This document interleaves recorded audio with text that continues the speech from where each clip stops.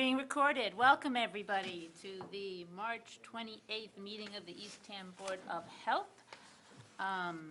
Notification of video and audio recording. This meeting will be video recorded and broadcast over local access channel 8 and through the town website at www.eastham-ma.gov. So, thank you. Starting with opening statements. I'm going to wait for these guys. That's everything. That's the letter. Hi there, so sorry. That is okay. Do you have an opening statement? No, Go I for just it. wanted to update you all on some things. On April 21st, there will be a rabies clinic at the Eastham Veterinary Services Clinic. That's Sunday, April 21st. 9 to 11 will be cats, and 11 to 1 will be dogs. The cost is $20 for the rabies vaccine and $30 for microchipping. We're also going to be hosting a choke saver training for food establishment employees on April 24th here at Town Hall. There will be 2 sessions, one from 10 to 11, another from 11:30 to 12:30. I am hoping to also have Cape Cod AIDS Support Group come in and do a Narcan training, which is what you guys had last month. Yep. For food establishment employees. I'm still trying to work out the details with Cape Cod AIDS Support Group for that. Again, Hazardous Waste Day is scheduled for Eastham at the DPW and Natural Resources Department for Saturday, May 18th. And then also on Saturday, September 14th at the Orleans DPW and Natural Resources Department from 9 to noon. Eastham and Orleans residents are eligible to go to both of those dates. Septic pumping cards went out on Monday for anyone that has not pumped their septic system as a friendly reminder in the last 3 years. That's it. Thank you. Anybody else? I don't. Okay. In that case, we have our layer cake presentation. Not sure. Welcome to Jane. Thank you for being here. Happy to see you. Hi, thank you. Thank you very much. My name is Jane Crowley. I am the former retired Director of Health and the Environment for the town of Eastham. I'm now working as a project specialist for the town on a part-time basis. And thank you very much for hearing this presentation today. This was a project that we initiated a few years ago. And I just wanted, for new board members that are not in the know of what this project entailed, I'm just going to lay you a little background before George comes up to do his presentation on the performance of the system. So as part of an overall wastewater planning strategy, the town of Eastham was looking at all options that would reduce nitrogen in the town, and particularly in the Nauset Harbor estuarian system. So this particular private property, located at 999 State Highway, falls within that watershed. So as part of an overall comprehensive approach to looking at not just traditional approaches to improving nitrogen loading in our environment and reducing nitrogen from effluent from septic systems, we looked at a vast array of options. Stormwater improvements and permeable reactive barriers. Those are 2 non-traditional options that are currently being evaluated. We also wanted to look at innovative, alternative, on-site septic systems. And so this particular project that was initiated by George Hoyfelder from Barnstable County was an on-site system with wood chips underneath the leach field, which is passive, and it seemed like a really good opportunity for us to evaluate experimental systems to see if they might play a part in the solution to reducing nitrogen from septic systems residentially. So as part of a town initiative, we reached out to this particular property owner and he was in the process of looking at upgrading his system. And it's a 7-bedroom residence. So as he faced the Board of Health's decision on this very small lot, I believe it is, 16,027 square feet. what is it? 16,027 square Okay, feet. 16,000 square feet, abutting sensitive wetlands. He was going to be required to put in innovative alternative treatment as a right of the request. So we asked if he might be interested in an experimental project that, sponsored by George and being evaluated by the county in various locations, and he agreed. So that is what brings us to this process.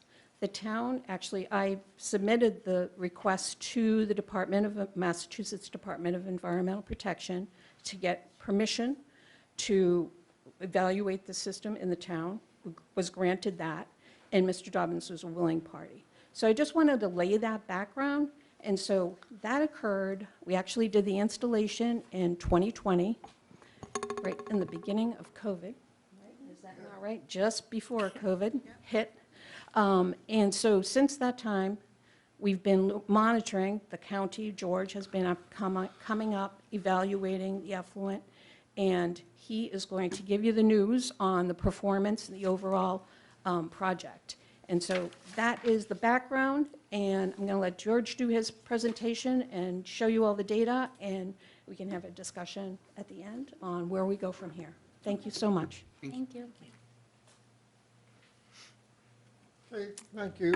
Glad to be here. My name is George Heufelder. Started the Alternative Septic System Test Center. Was proud to serve as your county health director for too many years. Semi-pseudo retired, back to 40 hours a week and loving it. And a little bit more on the background of this system. Through the Alternative Septic System Test Center, we were looking at all commercial and non-proprietary techniques to get rid of nitrogen and phosphorus and contaminants of emerging concern. We came upon some studies in Florida which indicated that sawdust mixed with sand beneath septic systems under certain conditions, drip dispersal and a little bit more expense, would work. So we said, okay, let's take a look at that. We looked at it, looked at the science, looked at a number of other places that have been tried. And what we found that perhaps even a simpler sort of formula might work. So we prevailed upon DEP to give us a pilot approval for about 15 systems. And we said, with each one, we said this is an experimental system. We'll try it out. If it doesn't work, it can't hurt. As they say in the cartoons, couldn't hurt. And so we decided to do most of our work down in Buzzards Bay, and then when Jane approached me about coming to Eastham to put one in, I thought, well, it's a little bit of a reach, but we'll give it a shot. So this was a project where we knew there would be some challenges, not only distance, but 7 bedrooms. It was a small lot. So what I'm about to show you tonight is a combination of what the IE systems are doing in your town. I compiled all of those data, 5-year look back, so you can see where they compare, but also specifically to talk to you about this particular strategy of layering cellulose or wood chips. Actually, it's a sawdust mixed with sand beneath a leach field to see whether it could help. So I want to briefly review all the data in your town first. So here's the present system's performance. These are all the systems, and it's probably in your handout, and if I had much better eyes, or should I say younger eyes, I could see the same. These are every system in your town that had samples adequate enough to display and show you the average, the mean, the median, and a standard confidence interval. So that's really for your perusal. The things I want to point out, and I pointed out just before the meeting here, is years ago, I think too many more than I care to remember, it might have been 20 years ago, this board was looking at a house in Eastham where they wanted some alternative septic system. And the person offered up a composting toilet, and they put in a composting toilet and a recirculating sand filter, which at the same time was very creative and innovative. If you look at the lowest ones in there for nitrogen, you'd be able to see that system down there right beside the purple one, beside the Nitrex. So you can confidently say that one of the best performing systems on Barnstable County today is in the town of Eastham. Happens to be a composting toilet, which we always say is a very good strategy. It's not for everybody. Some people just think it's an outhouse in your house, but it's really not. It's a convenient way to get rid of phosphorus and nitrogen. And the recirculating sand filter on the tail end of it, at the time I thought it was overkill, and we see that it's probably the best performing system in the town. So this was mainly for your information because I hear many boards of health saying, well, these things really work, and what particular technologies work better than others. These data are cleaned up from the data from your entire town. As you may or may not know, anybody who owns, operates, maintains a system in Barnstable County has to report to the county health department electronically. We compile the data. These data are available to you at any time. We can update them. We could go back 20 years, but 5-year look back is a good look back. And you'll see the first pink ones, the only ones I know, those are your Advantex, and then you go into your FAST or your BioClears. So that's just for your review. Okay, so let's move on to, these are data points. These are kind of neat. They're like little towers. The two horizontal lines, the red one is 19 milligrams per liter. Under each of those technologies, you can see where the dominance of their data points are. And it's just another way to visually represent the data. And again, just for your purview, not for discussion here tonight, but just as you review systems coming before you, you could look at graphs like the previous one and this one and say, well, you know, are the engineers, designers providing to the customers, potential clients, the best technologies? Are they giving them the data? As a sidelight, I'm a Board of Health member in the town of Falmouth, and right now we are presenting these data to engineers in order to better advise their clients, potential clients.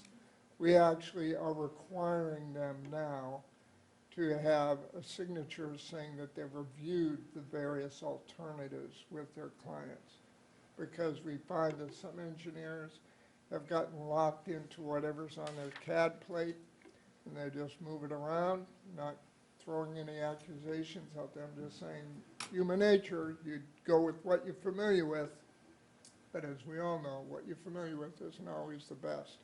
And every once in a while, it's good to look back and see if there's better information that could better serve your potential clients.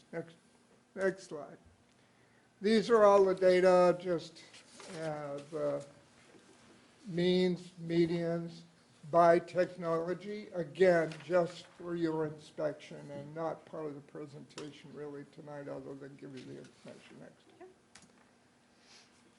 Okay, December 2020, installation of the layer cake. The layer cake is a pretty simple system. That gravel bed you see down there goes beneath the entire system. There's 18 inches of a sand and a sawdust mix. That's where the denitrification would take place. And above that is 18 inches of straight sand, C33 sand or Title V sand. The idea is that the wastewater comes in at first, nitrifies or turns everything, all the ammonia coming out of your tank, into nitrate. It goes down to the wood layer or the sawdust layer where carbon feeds the bugs that denitrify. It's a pretty simple principle. We had hoped a lot more for it. We had hoped that it would work to the point where it would be widely used. But as you see, that little chart to the right will show you how many gallons a day. Now, this system was approved for 7 bedrooms, which, if you do the quick math on that, should be 770 gallons a day.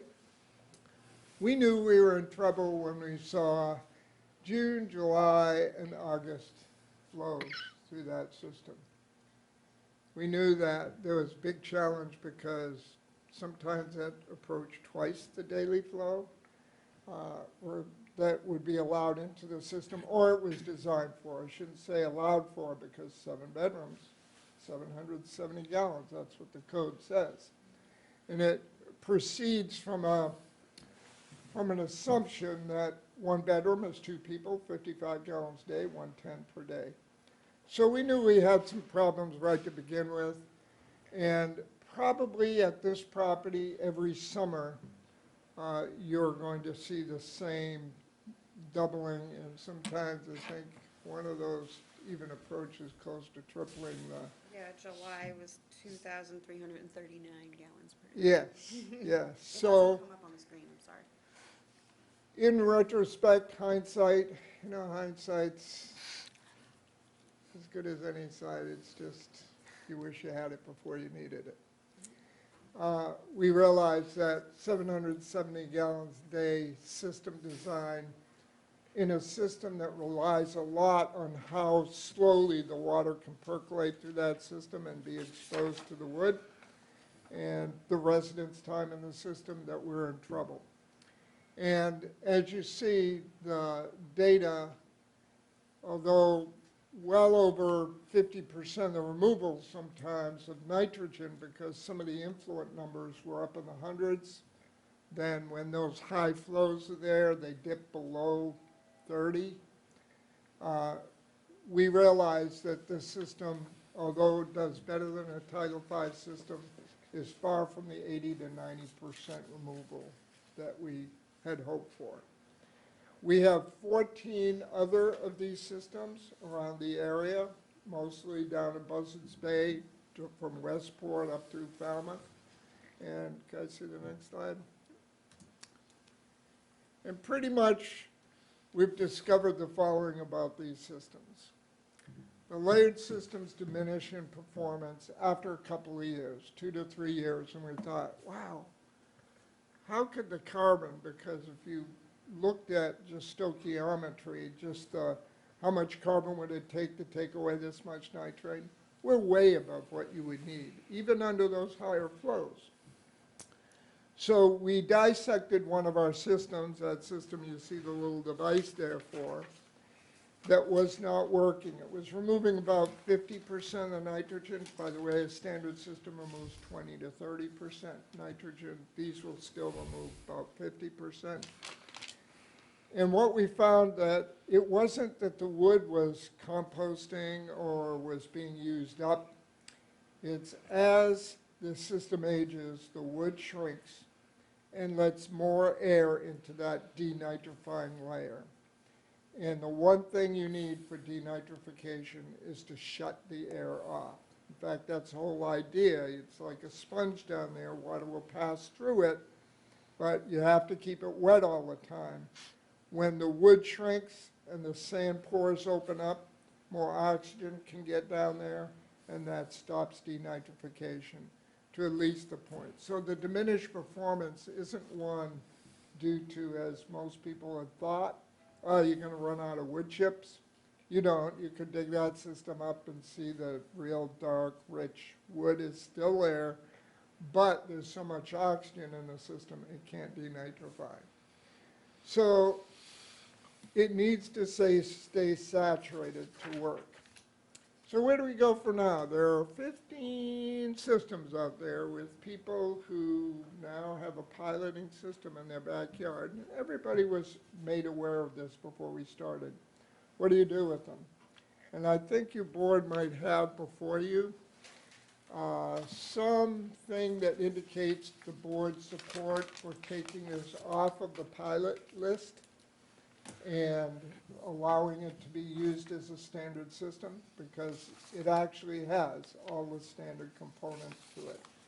Has some sawdust down there that will eventually, I'll probably be on the other side of the veil before that disappears, but it will eventually be an exact standard Title V system. So that's probably what you see before you now. As far as what our department is doing, we're going to ask DEP whether they would take all 14 of these systems off of the pilot list and allow them to be operated as standard Title V systems, pressure dose systems. And if there was anything that would needed to be done, because there's only one thing that distinguishes that system there from a Title V system. 18-inch layers of sand down there has some organic material in it. Title V says all fill to a system must be free of fines and organic material. So the only difference is this has some wood chips there, which would be organic material. So worst came to worst, the folks who have these systems might have to come to a board for variance from that portion to Title V. Again, the Title V system will work. And that last slide that you breezed in and breezed out of, this slide, this has been a system at our test center, the exact same system, except we mixed, instead of sand and sawdust, we threw some silt in the sand to keep it always saturated. This has been in since 2015. So we know that if you can keep that down there saturated, which we are doing with silt mixed with the sand, then it will continue to perform, because the average of all of that over the years, I think, is say 8 or 9, I think. Oh, boy. 8 milligrams per liter. Thank you. Don't grow old, by the way. None of you are, but I mean, just in case you But if wanted it's too some late. sage advice, don't grow old. So we know why it doesn't work right now. Our future direction, the last slide, I think there's one last slide. Where do we go from here? We're working on different ways to keep that saturated. And one of the ways we have a system at the test center is to actually, rather than just put the sand and the sawdust down there and let it flow through, is create a bathtub under there with a liner and have an exit port where it goes into a leach pit. And we're working on that now. We have a grant with DEP. We know the system saturated will work pretty much indefinitely. But if you fill a bathtub, you've got to spill it out somewhere. So we're asking DEP if we can just put that into a small pit like the old pits.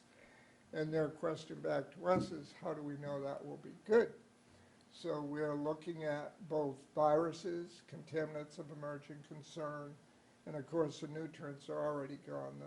The nitrogen is gone, and these systems also remove a bit of phosphorus, not down below 1, but pretty good removal. So I'm open to any questions. I basically wanted to give you the tale of woe. Everybody likes to end their career on a high note, so I can't end my career apparently because I'm a low baritone at this time. But we knew it was a chance. We took it. It would have been great if it worked 90% removal.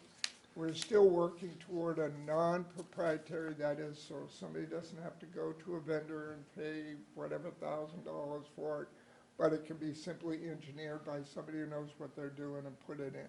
Because that's what this one was. I think Jason Ellis was the one who did the engineering on it. It's pretty straightforward. If we have to go to a liner and a leach field or a leach pit, we'll have to do something else. So are there any questions?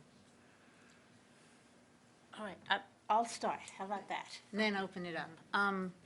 So just for clarifications, when you said it is at least as good or better than a standard system, that's not an innovative alternative system? Correct. Correct.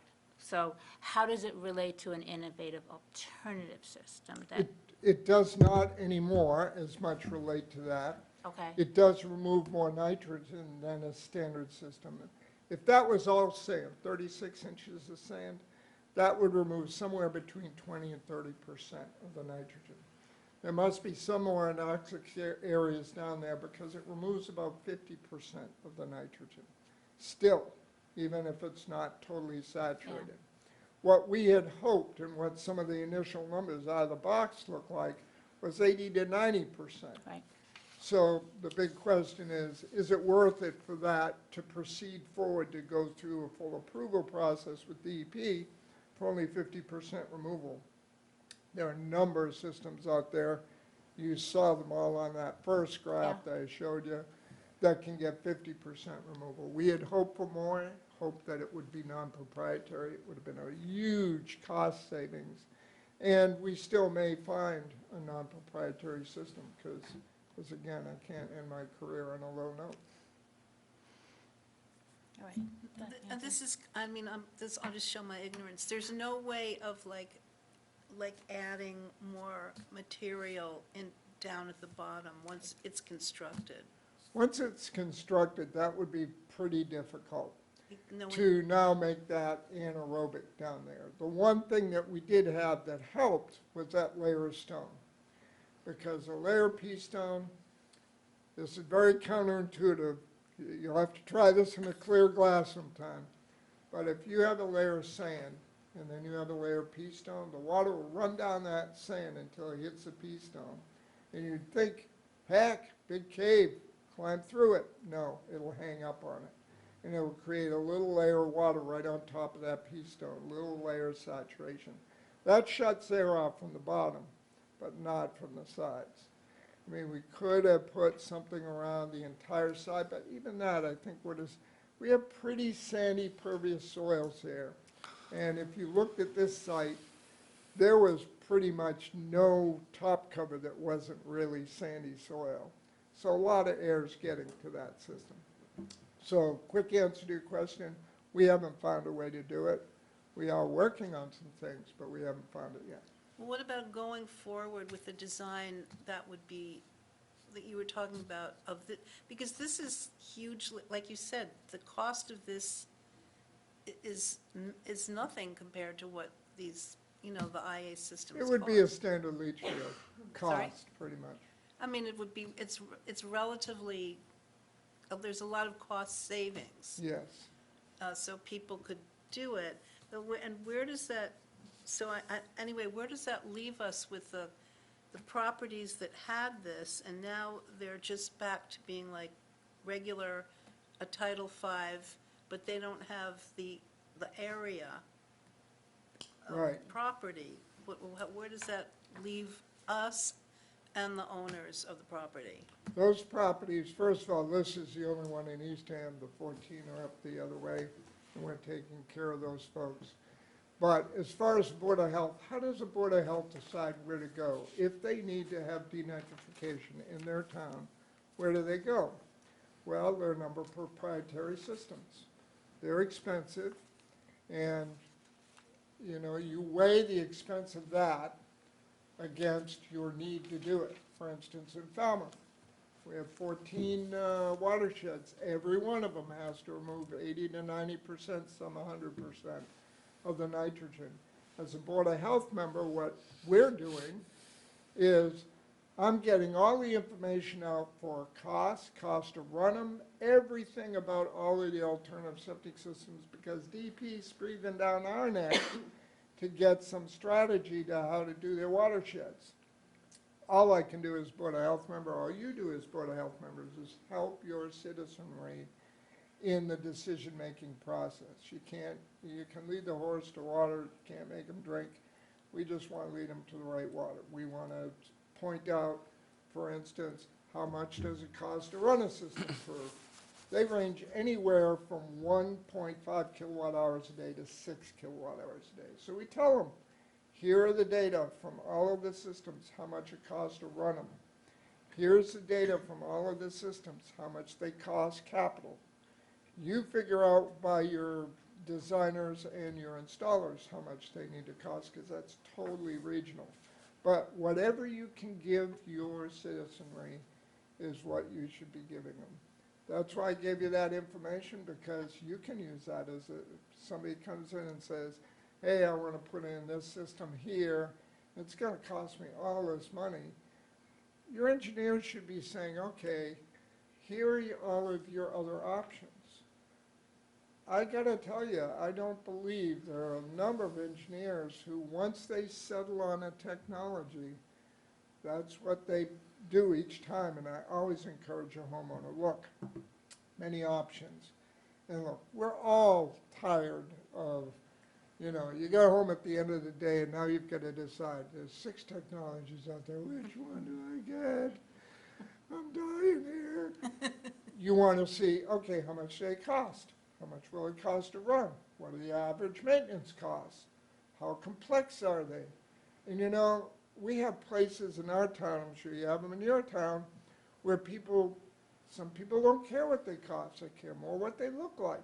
So we tell them what they'll look like. You'll have 3 covers in your yard. Somebody will have to come and look at one of those covers once a month if it's a provisional approval, 4 times a year if not.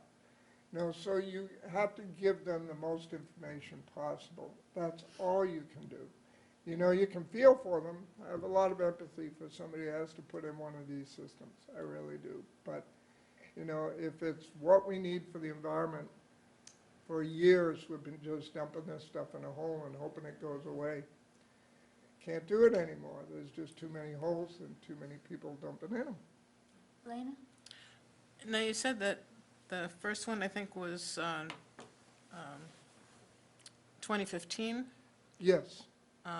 What's the long-term expectation beyond that? We always look for designing a system for at least 20 years. That's a reasonable time to design for. That's what treatment plants are designed for. 20 years without significant upgrades. So that's what I would target. That one for 2015, that looks, if I drew the line on how the performance is changing, it's 8. It started off in 2015 at 3 and 4. So I draw that line out, in 20 years it'll probably cross the 12 number. And then you say, okay, 20 years, is it worth it?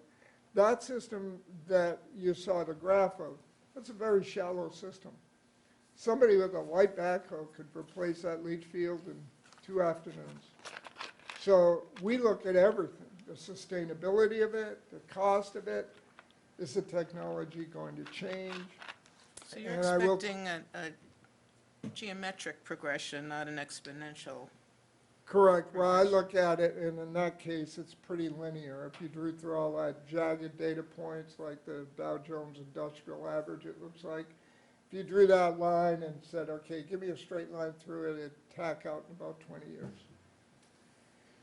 And if we keep working on these designs, who knows what we'll come up with? Because like 10 years ago, this wasn't even done.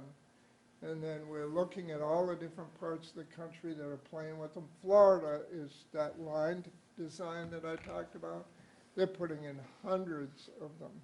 And I'm trying to get the data from them to say, okay, what are your design features? And then coming up here and saying to a contractor, I got to do this and this. What would it take? And they give me a price, publish a price. We did put a report together on all 3 of these types of systems.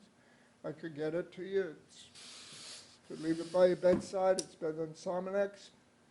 But, you know, I think that you would see, you know, we did our homework trying to figure out what would be the best, but we're not done yet.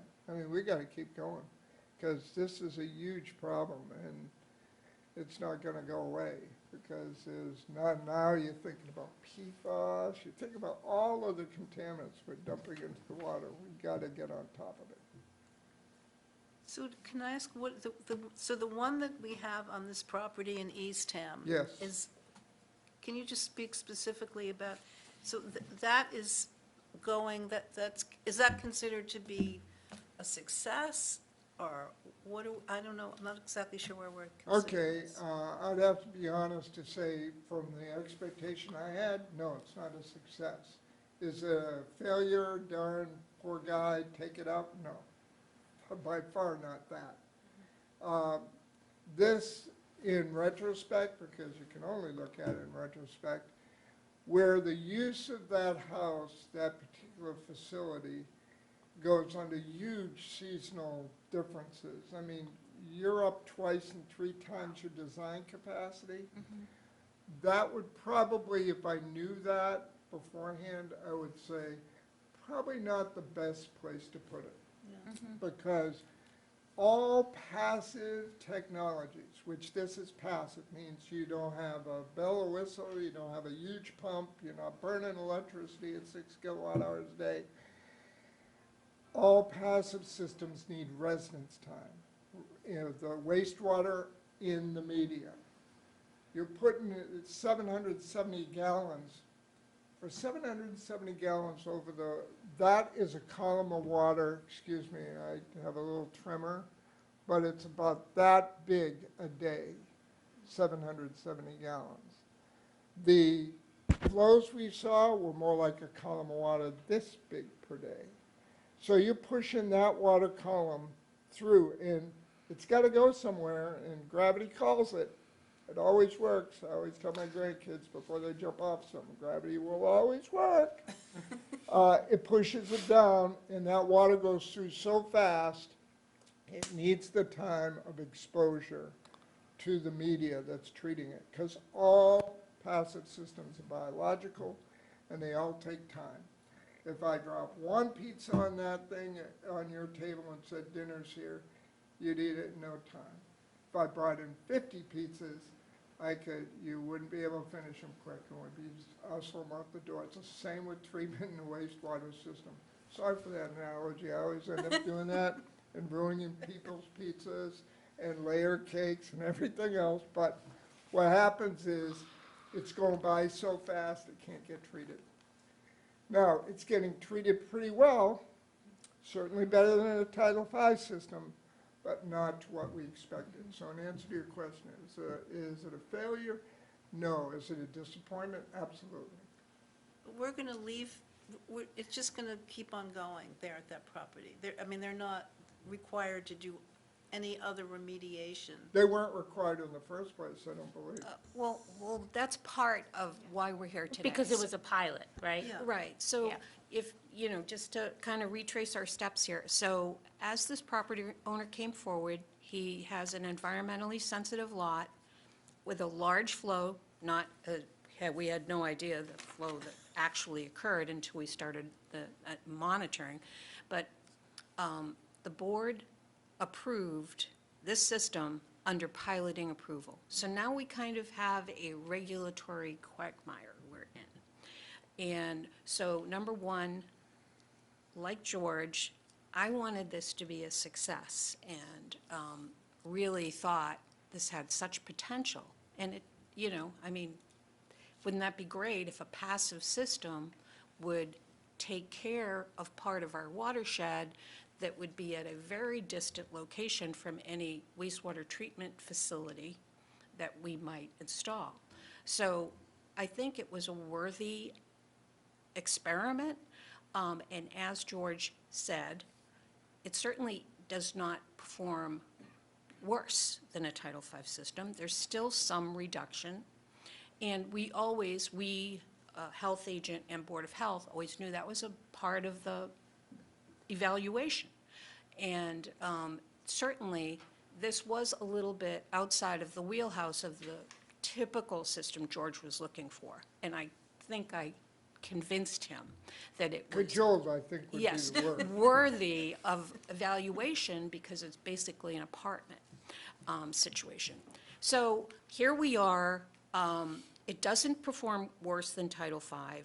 He had previously a cesspool, very non-compliant. Now he's on municipal drinking water. He has nitrogen reduction that's taking place where most of our properties don't have that either. So we need to agree with the way the other systems are dealing with this, as in terms of we're asking that you concur with the request to move this system from piloting, which requires all this monitoring quarterly, and we, the town, are paying for that, because this was our experiment, and the property owner was a willing party to this evaluation. So that would relieve the burden from the town of doing the monitoring. If it's not necessary, and it's not going to get us anywhere, and we understand this isn't going to reach our endpoint, what is the point? So we would be requesting that the state move this system into a different category that would alleviate the need for the monitoring. And perhaps, as George said, the DEP might require the applicant, the owner of the property, to come back to request a variance, which would allow its continued use as is. So I hope that's not too confusing, but I thought, some closure to this project. We initiated it in good faith. I can't thank George and the county enough for this really huge effort on their part. It's a long distance from the base, and, certainly we have the Nitrex system that is a wood-based system, and that functions pretty well. So it just seemed like this was the next extension, and we still have to continue, as George does every day, looking at other options and building that better, mousetrap to fix the problem, because we certainly have a Cape-wide problem. So, I admire the work, and sorry it didn't work, but it certainly is not, a failure in terms of causing additional detriment in a situation where a cesspool that still served a huge volume of wastewater was replaced by a huge leach area. The size, I don't know if you have the plans in front of you. Right there. Huge leach area. So just that alone was a huge improvement. So that's why So we're it here. would be us agreeing, but it's really DEP who makes the final decision? We is would that- need your support. We- All, that's right. all pilots, of course, are approved at the local level as well as DEP. Yeah, As would be something like this, an adjustment to a pilot. They would just need some sort of statement of, yeah, this sounds good to us, kind of thing. I just want to ask, I'm still trying to grasp all the parts of this. So this system as it is now would not, it doesn't get pumped like the old, like a Title V septic? Oh, yes, it does. Oh, it does. So it would be on the same like 3-year pumping schedule? Correct. It gets pumped, it has a septic tank, a pump chamber, which feeds that field because Okay. it's pressure dosed, which is typically better than a Title V system. Most of your systems in town are gravity fed. So, yeah, everything it's got all the components of a septic system, standard Title V. The only difference, if you took this plan and gave it to DP and said, could you approve this plan, and you X'd out that there was a layer of sawdust in there mixed with the sand, they'd say, yeah, of course it's approvable. Clay, did you have a question? George, you mentioned putting a tub. Yeah. Would you be doing that on this property? No, because that would mean excavating the system, and it's a fully functioning system right now for Title V and getting extra nitrate removal, so we wouldn't put a homeowner through the torture twice of having somebody go and dig up that large leach field, which is working. But in future designs, in fact, we have 2 of them now at the test center we're playing with, where, again, looking at how long they last. And we have one in there since 2016, and it's functioning fine. We have another 2 one was brought up from New York using their sand. For some reason, they didn't believe our sand was equal to their sand. So we actually, I jokingly said one day down there, they said, are you going to use this design? And I said, yes. Oh, we want to try it at your site. I said, fine, I'll buy the sand. And he said, no, they shipped their sand up from Long Island. So what took the glacier, a couple million years to move down there, we moved up in 3 triaxles in a day. But, so we're playing with that design. In anyone we go in the field, if we go in the field and try to pilot this, we'll put that liner in. But we're also working on some other things now that would be even simpler than that. They just need to be tested out. Unfortunately, it isn't like, yeah, okay, I did on the, well, you do it on a desktop, a tabletop, and then you put it in a small system, and then you say, okay, let's go full scale. All that takes, at least, you always test a system through 1 calendar year, because winter up here, you're standing here in February, you're not in Florida where they tested it. So we have to go through a cold winter before we know it really works. George, do you have anything down at the test center where you just, you're talking about the tub, rather than do it under the leaching area, just drop a second septic tank in there and fill that up with the wood chips, kind of mimicking Nitrex? And Yeah, you can do that. In fact, the Nitrex is not patented, doesn't have its patent in place anymore. And a nice offshoot of what happened here was when the manufacturing community saw what we were doing here, they came down and said, what are you doing? We said, we're playing. We'd like to play. So they started developing the next best system on Cape Cod that is commercially available now was developed at our test center, primarily because they're chasing whatever we do. They don't want anything free. They want to box it, and actually it has the wood chips contained. We also have a system that looks like this. Leach field drains into a box of wood chips and comes out the wood chips, but then you have to put it somewhere. So we're asked DEP about using a pit, and we got a grant to test the pits out to see whether they remove as much contaminants as a field would. So in answer to your question, we have one at the base. Leach field drains to a pit. The pit, a box of wood chips. We call it the box of wood chips. And that will last for a long time, because if the wood doesn't work, you just take a vac truck, suck it out, put new wood chips in. And those are, well, you have one here in town. They work. Yeah. We do. They're just marketed as Recommending. Nitrex, but this is the catch we have with that, is to put a system in like that at somebody's house. If I wanted to do it, I said, okay, we're gonna drain your leach field into a box of wood chips and then put it into a pit. We would have to go through the piloting approval at DEP first.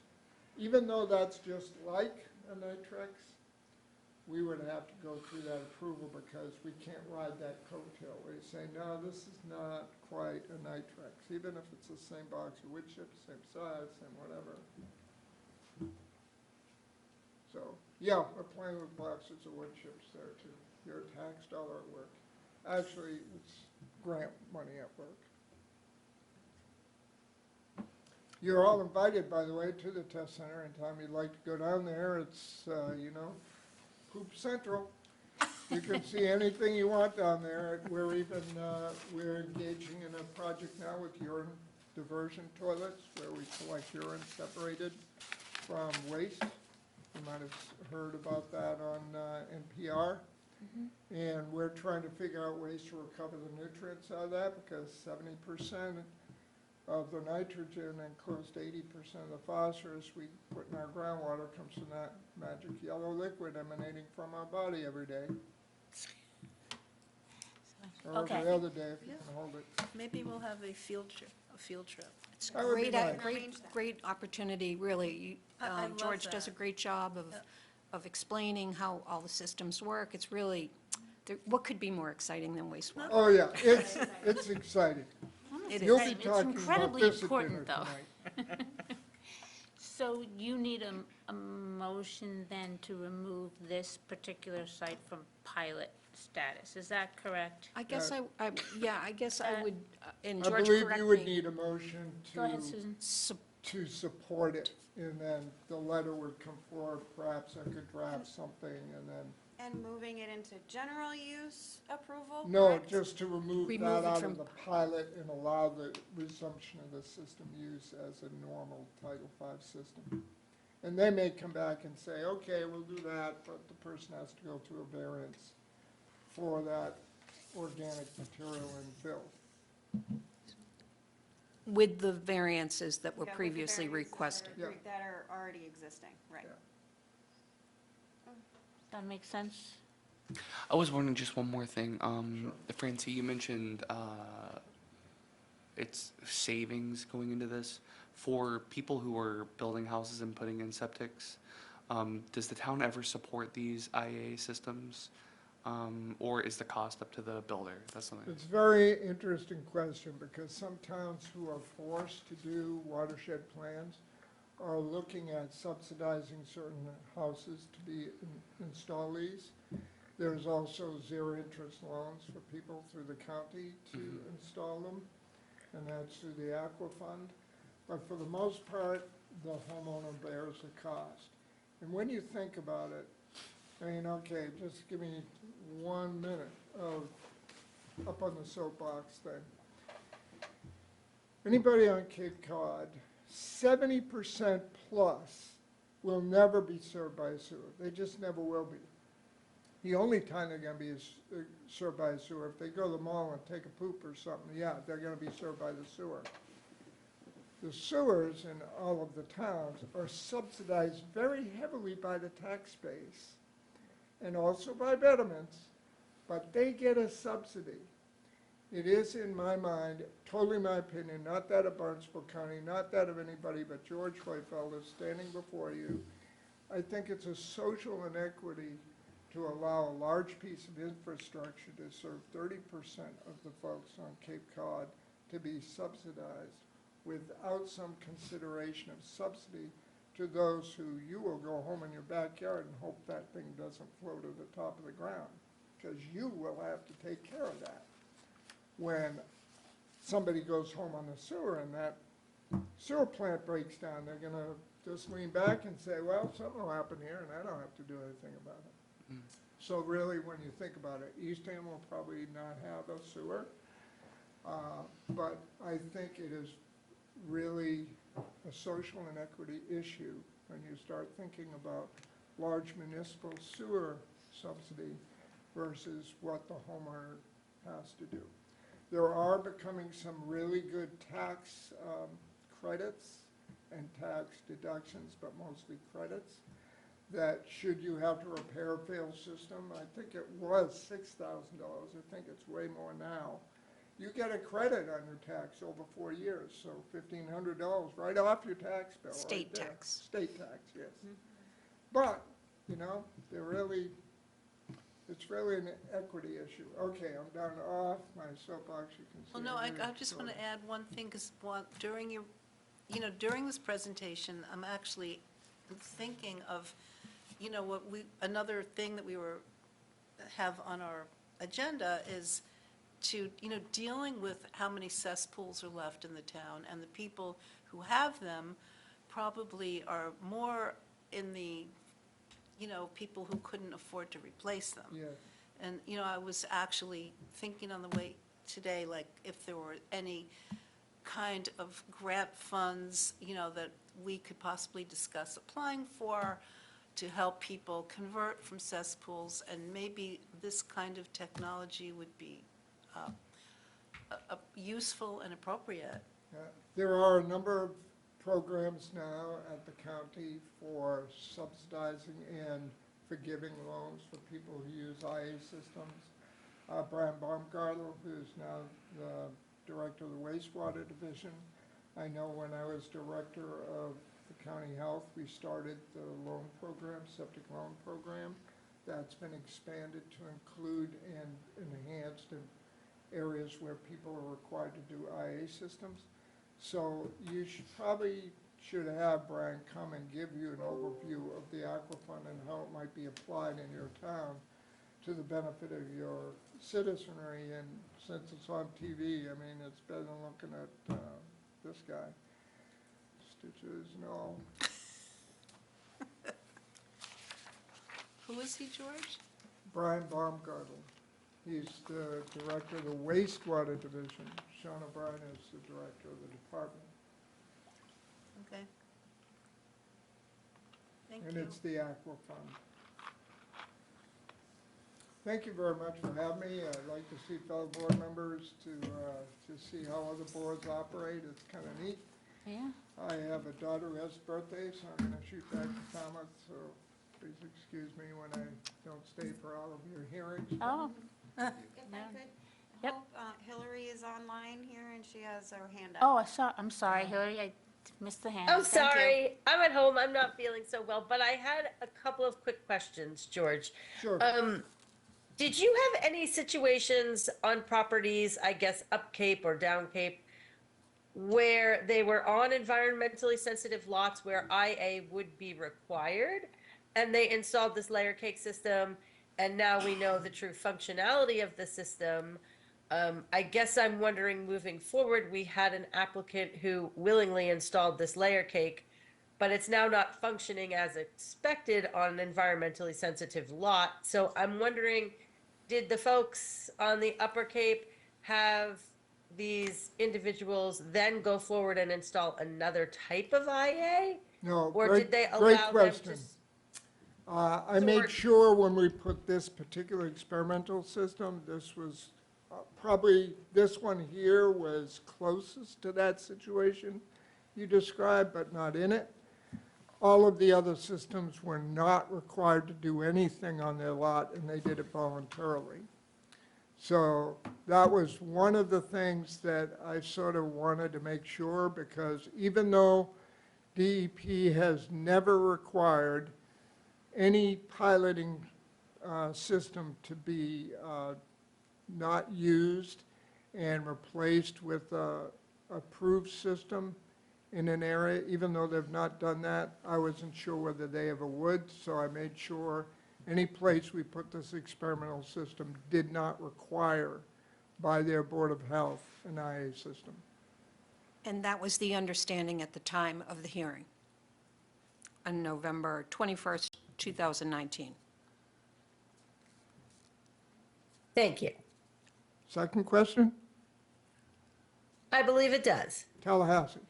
It's not the capital of Florida.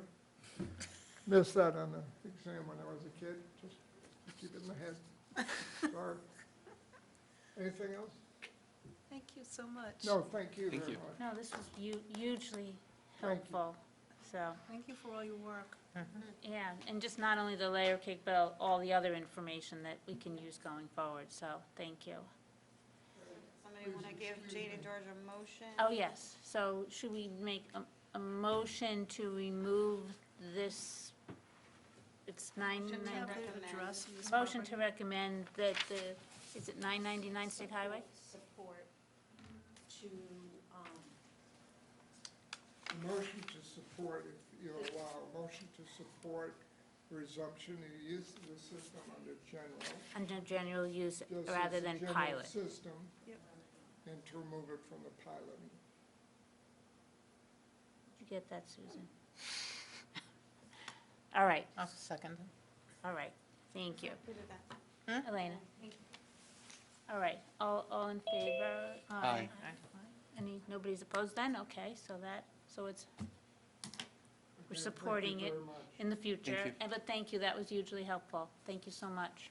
Thank you. Jane. Thank you, Jane. Have a nice birthday. It's my daughter.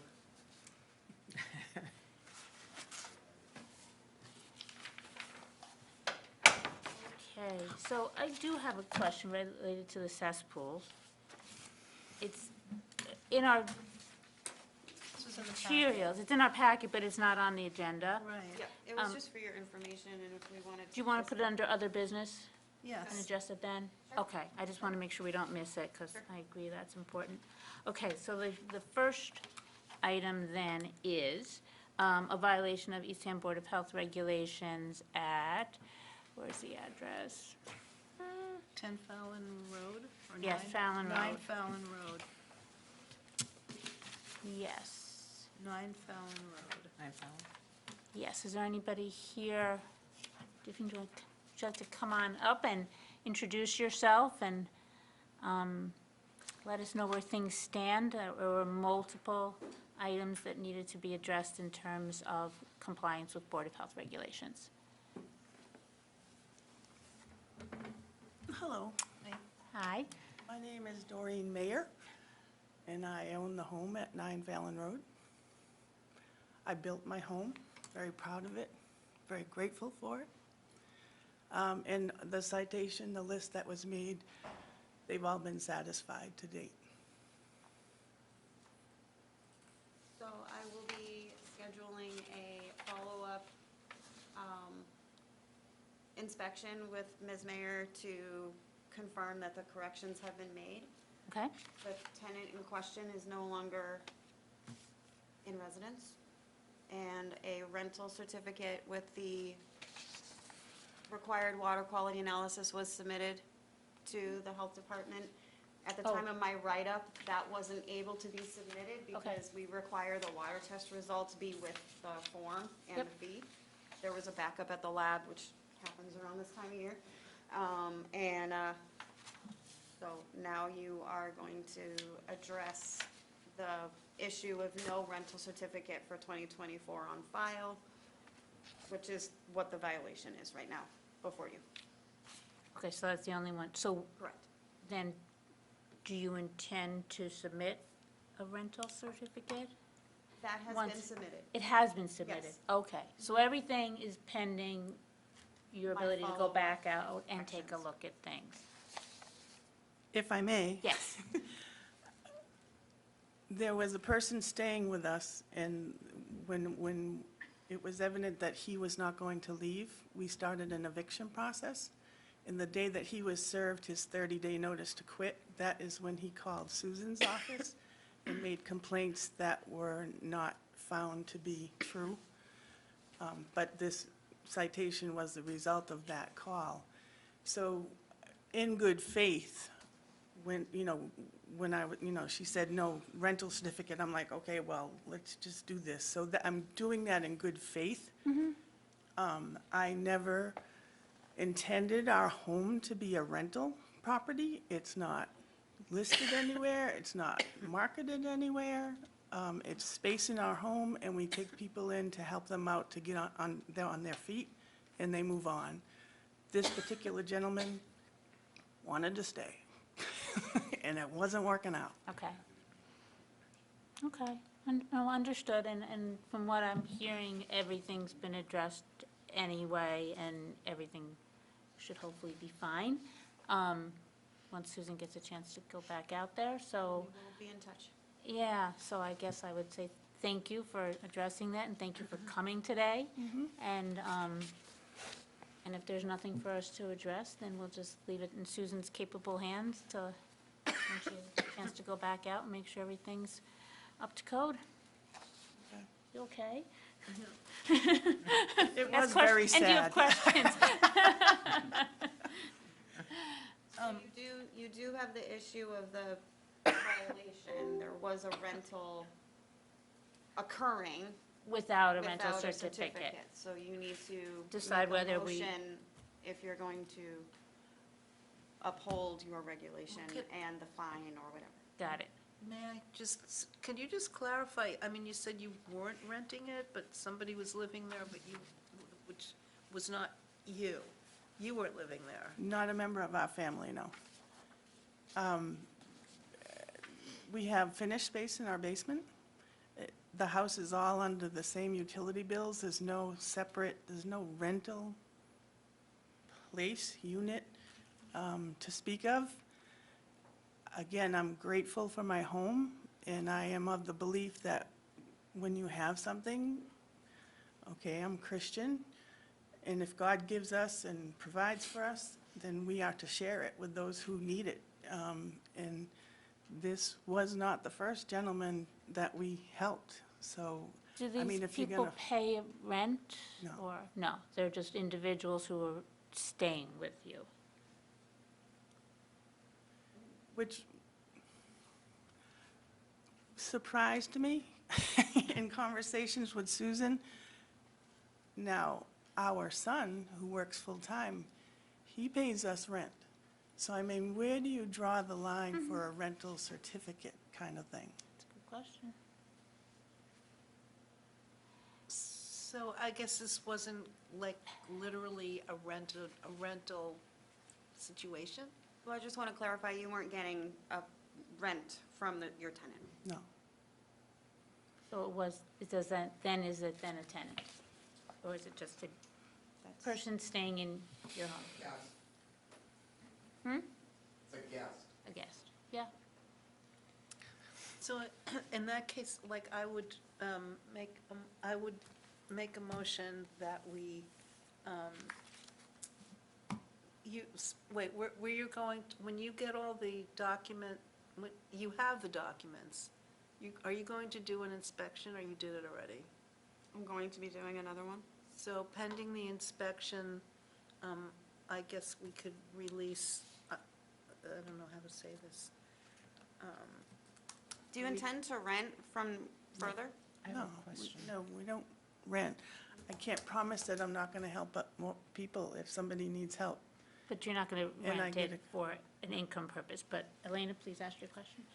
You asked a question about where do you draw the line? I mean, I see charging an adult child money to live in your house, good parenting.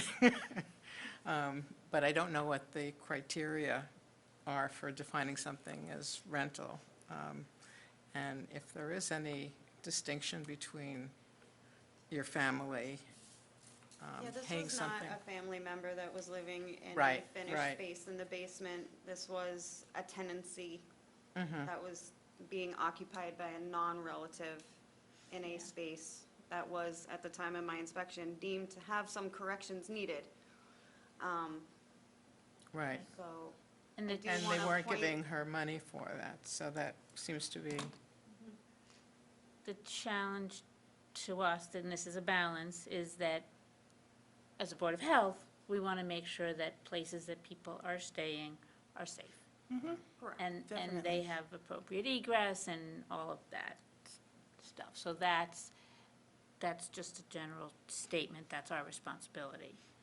But it's true, when is it a rental, or when is it your home, and a friend or a family member comes and visits for a period of time? But that's a tricky balance, because again, I would, from the Board of Health perspective, I would just want to make sure that whoever stays in your home, out of the generosity of your heart, is in a safe place. Definitely. I mean, that's, I think, the overarching goal of our regulations, it's not, And I certainly understand Yeah. Susan doing her job, that she's doing her job. Thankfully, the list was fairly short on what I didn't deem too necessarily unsafe. I wouldn't let anybody, I wouldn't want my house to be unsafe for anybody. no, I completely understand, I'm just trying to Well, I guess balance what our the situation responsibility would have is. been, like, if this person didn't complain, Right. it would never have been brought to our attention, we would never know anything about what was going on in your house. Whether, whether you were having people staying there, it's your, you do what you do, and provide what you provide, and we wouldn't have even known that somebody was staying in a place that perhaps wasn't like, up to codes for having somebody stay there. So, This particular gentleman, beyond my pay grade, but I believe there was some mental illness involved, and so that's, after the first week, it was evident he needed to go. We asked him to leave, and he wouldn't, so, I mean, this is where it is escalated to, as far as, please leave, I'm not going, please leave, I'm not going, kind of thing. And Susan, I just want to ask, this issue is separate from the recommendations, the rental issue and levying a fine if needed. This is completely different. Those are two separate things, right? So if a property is being utilized by a tenant and there is a fee that a property owner is getting, there is a rent agreement, there is a contract agreement, it's a rental. Again, you were not getting a rental fee, correct, from this person? There was no money exchanged between you and the tenant? He, $500. When he came So there was a money exchange. as a security deposit upon his insistence, which hindsight should have been a red flag. We learned a lot from this gentleman. Well, I would even just, I mean, it may not be a rental, but as you said the word, it was a tenancy. And that a tenancy in and of itself, I do believe, has, ramifications over what the property, the owner is supposed to provide for the tenant, whether it's a written lease or not, and whether there is even money exchange, because it's someone that you're allowing on to live in a space on your property. So I think it is reasonable that you would have been required to, to have that space meet all the code standards for having somebody live there. But in this, and I don't know how long that these violations, situations were there, how many people lived in that space, that, in a place that didn't meet the code for a habitable space. Or the minimum requirement to have a rental certificate Right. under your regulations. So we have received a $75 fee for a rental certificate. Under your regulation, it is a $300 fine for not having a rental certificate. So that's the issue. Do we impose the fine? Yeah. I mean, my gut is that unfortunately we imposed the fine. But I entertain other opinions on the board. Well, I think that per our regulations, we would be required to, because we have to treat everybody equally, and, and we would be doing this for any other person. Does it matter? I mean, you used the word tenancy. They're guests in our home, temporary guests in our home, until they get on their feet. Which all makes sense with the exception of that this person did complain, that this person did give you money. It is what it is, unfortunately. If I could, Yep. previously, if memory serves, there was, with the $75 fee that's already been paid for the application, that has, again, if memory serves, has been Reduce the 300 by the reduced by 75. 75, for the overall $300 fine has been So make reduced. it That was included as 225. part of the price that was paid. Could I throw something else at you? That's not related to this fine, but it's related to this person, and the police came out to our house 5 times in the last 3 months with this person calling them to come to our home, and they were wonderful. Sergeant Adams worked out, was like a mediator. Long story short, we kind of paid a fine. We paid him $2,000 to leave, March 5th. And he finally took it and left, and we put up cameras. He did not want to be on camera, so if anybody else is having somebody that they don't want in their home, the cameras worked really well, and the police were wonderful, as much as support as they could be. So we kind of paid a big fine, not to the town, and we learned a lot. Doreen, what do you mean you paid $2,000 for him to? We gave him $2,000 to leave. I worked in real estate for a lot of years, and we were always taught, if there's somebody in the house and you need to transfer the property, throw money at them, because everybody's got their price. And that was his price, so. Sounds unfortunate. Yeah, and unfortunately, I'm just going to say that's one thing really has nothing to do with another. We're just Yeah. concerned here with, Upholding our regs and making sure that in the future, we are fair to all. Elena, did you want to? Well, Susan has. Oh, I'm sorry. No, I just wanted to make a note. Hillary's got her hand raised again. After Thank you. Elena. Okay, Elena and then Hillary. You now have filed a certificate for rental. Is it your intention to rent it? No, it never has been. Hillary? Hillary?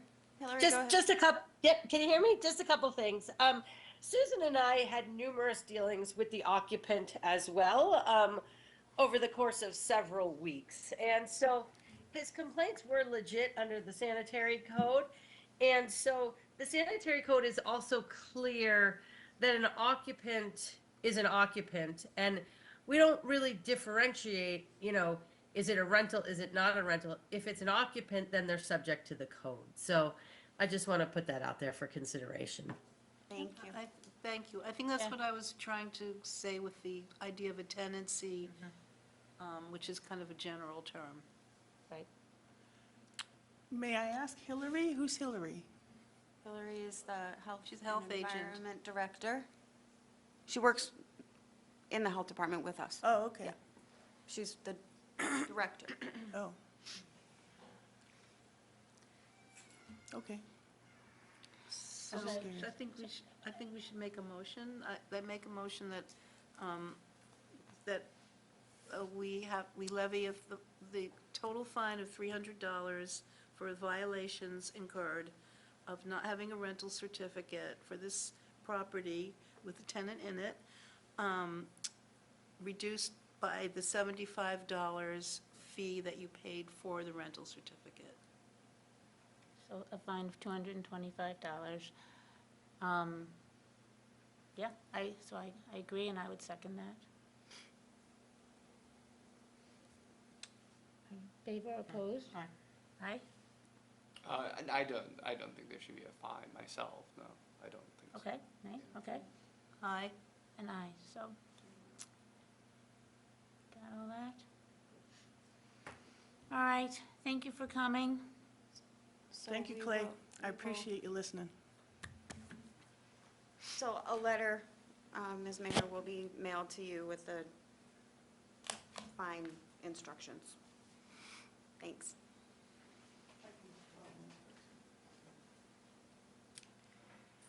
Okay, moving on.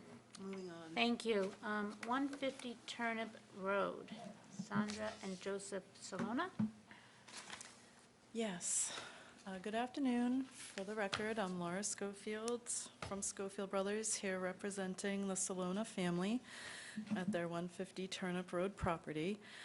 This is the review of a septic system plan that utilizes an innovative alternative technology to allow a third bedroom on a 22,000-plus square foot lot. The septic system is comprised of a 1,500-gallon septic tank, which has an Advantex innovative alternative technology, and a full-size leaching area for a three-bedroom dwelling. There's no variances requested here, as this is new construction. And this is actually a re-review for the board, as this plan was originally approved by the Board of Health in May of 2022 during the initial stages of permitting for the Salona's new house. The house is well under construction at this point. It's probably 75 to 80% complete. The septic system is being installed as a next phase of construction. And in the meantime, the one-year approval from the board for this plan has expired. And so we're simply here to renew that, that approval of the board. And the only change that has occurred between the original approval in 2022 and today is that we flip-flopped the primary and the reserve leaching area, and that was to save a few trees in the front yard that the family wanted to try and save. So by putting the leaching area under the driveway, there's a few trees in the front yard that are within the what's now the reserve area that we can save. And that's pretty much it. Thank you. Before we open up to the board, are there any butters here? Anybody? Okay.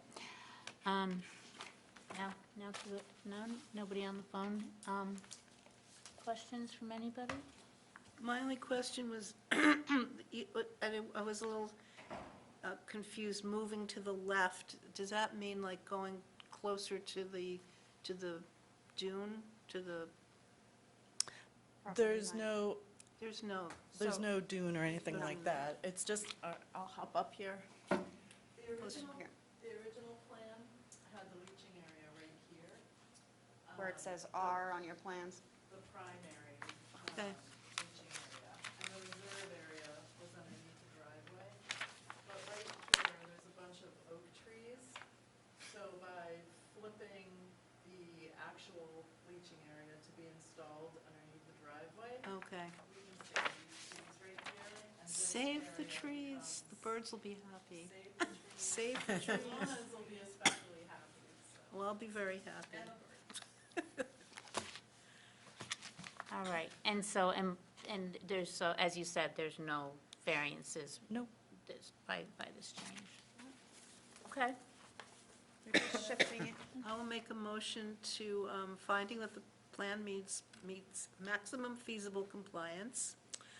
I will make a motion to approve the plan as submitted, with the following conditions: no increase in habitable or occupiable square footage without Board of Health review, 3-bedroom deed restriction and use of IA technology using the Advantex AX20 technology treatment to be recorded with the Barnstable County Registry of Deeds. By the way, did you present all the options to We them? do. I do talk about that with my clients, actually. It's very interesting. Secondary treatment and monitoring under general use approval conditions per DEP regulations, including quarterly effluent sampling or 2 times per year for seasonal use, for total nitrogen, BOD, TSS, nitrate nitrogen not to exceed 19 milligrams per liter. Effluent sampling protocols to be referenced on recorded deed. Operation and maintenance agreement to be submitted to the Eastham Health Department and Barnstable County Health and Environment. Operation and maintenance contract required for the life of the system. Operator to report results to Barnstable County Health and Environment database or directly to the Eastham Health Department if not available. Designer to verify proper operation of the system prior to the issuance of the certificate of compliance. Dwelling to be connected to municipal water supply as shown on plan. And the Board of Health approval will be valid until March 28th, 2025. I'll second that. Right? Aye. Aye? Aye. All are in favor, Susan? Thank you. Thank you. Thank you. Okay.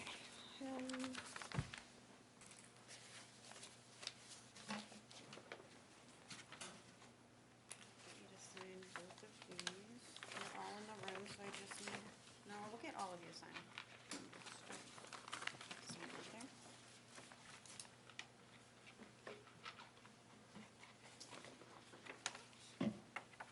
You want both of these signed? You have to Yeah, sign, you have everybody to sign sign it. everything. Okay. Where is it? It's upside down. You ready? 60 Crosby Village Road. While we're signing. There you go.